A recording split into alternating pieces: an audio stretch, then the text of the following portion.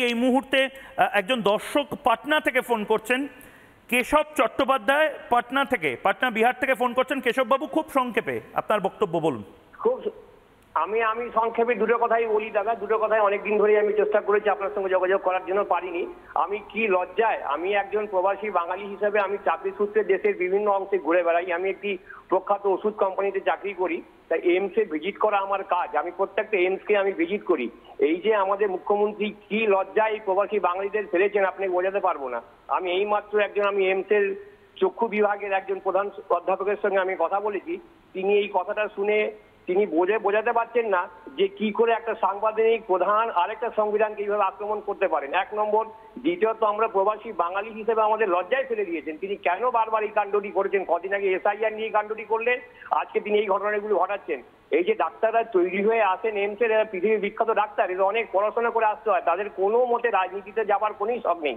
এই দিদিমণি নিজেকে বাঁচাবার জন্য যে বারবার এই কাণ্ডগুলি করাচ্ছেন, আমি ওনাকে হাত জোর করে লক্ষ প্রবাসীর পক্ষ থেকে হাত জোর করে অনুরোধ করছি, আপনি এরকমের কথা বলবেন না, এরকম ব্যবহার করবেন না। আপনি যতই বাঙালি প্রীতি দেখান, আমরা কিন্তু বিপদে পড়ে যাবো আপনার এই ব্যবহারের জন্য। এই কাণ্ডগুলি করবেন না। আপনি মেডিকেল সায়েন্সকে নিয়ে আপনি কিছুই বোঝেন না। আপনি রাজনীতি করছেন, রাজনীতি করুন, কিন্তু মেডিকেল সায়েন্সকে সামনে রেখে এই লক্ষ লক্ষ প্রবাসী বাঙালিকে বিপদে ফেলবেন না। আপনি অবান্তর অজাস্ত কথাগুলো আপনি বলে যাচ্ছেন। অনুগ্রহ করে দিদিমণি, আপনি এর থেকে দূরে থাকুন। আমরা খুব লজ্জায় পড়ে গিয়েছি। ভালো ভালো ডাক্তারের সঙ্গে আমি এই মুহূর্তে কথা বলেছি, কারণ তাদের সঙ্গে আমার নিয়মিত যোগাযোগ। তারা বাংলা এগুলো বোঝে না, কিন্তু আর বাংলা সারা ভারতবর্ষের চ্যানেল দেখবে কদিন পর বা কিছুক্ষণ পর, তারা লজ্জায় মাথা হেট হয়ে যাবে যে একজন মুখ্যমন্ত্রী সাংবিধানিকভাবে জিতে এসেছেন, তিনি অন্য সংবিধানকে এই শিক্ষিত ডাক্তারদের কি করে এই কথাগুলো বলতে পারছেন তার কারো বোধগম্য নয়। দিদি, আপনি একটু সচেতন হন, আমাদের লজ্জা থেকে বাঁচিয়ে রাখুন দিদি। অনেক ধন্যবাদ কেশব বাবু। কিন্তু আমার একটা জিনিসই মনে হচ্ছে, মমতা বন্দ্যোপাধ্যায় সব জেনে বুঝেই করছেন। কারণ মমতা বন্দ্যোপাধ্যায়ের মতন এত সিনিয়র একজন পলিটিশিয়ান, তিনি হয়তো আগাম বুঝে গেছেন যে 2026-এ ক্ষমতা ধরে রাখতে পারবেন না মমতা বন্দ্যোপাধ্যায়, এবং পারবেন না বলেই একটা নৈরাজ্য সৃষ্টি করা, একটু চাপে ফেলা, কেন্দ্রের বড় বড় প্রতিষ্ঠানগুলোকে চাপে ফেলা।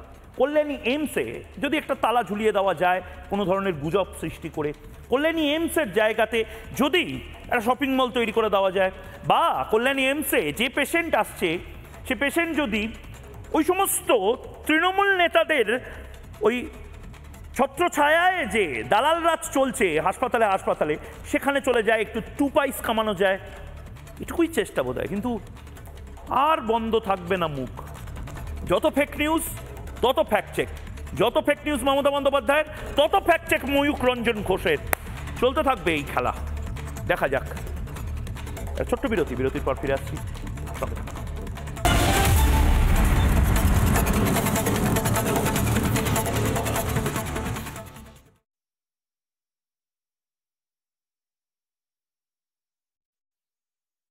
নানা ধরনের কন্টেন্ট দেখার জন্য লাইক করুন, শেয়ার করুন আমাদের ফেসবুক পেজ, সাবস্ক্রাইব করুন আমাদের ইউটিউব চ্যানেল।